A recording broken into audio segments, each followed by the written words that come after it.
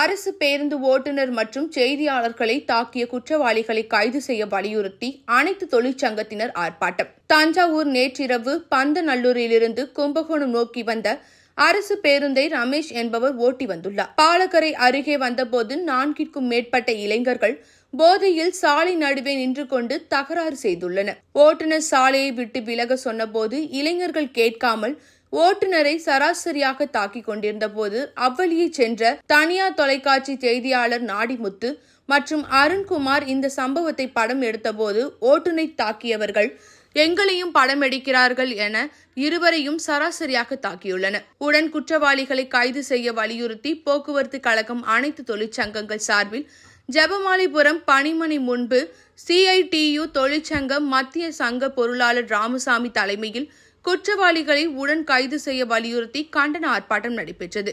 அண்ணா தொழிற்சங்க பொதுச் செயலாளர் நீலகண்டன், AITUC மாநில துணைத் தலைவர் துரை மதிவாணன், AITUC குடந்தைக்கோட்டை பொதுச் செயலாளர் தாமரை செல்வன் உள்ளிட்ட ஏராளமான தொழிற்சங்கத்தினர் பங்கேற்றனர்.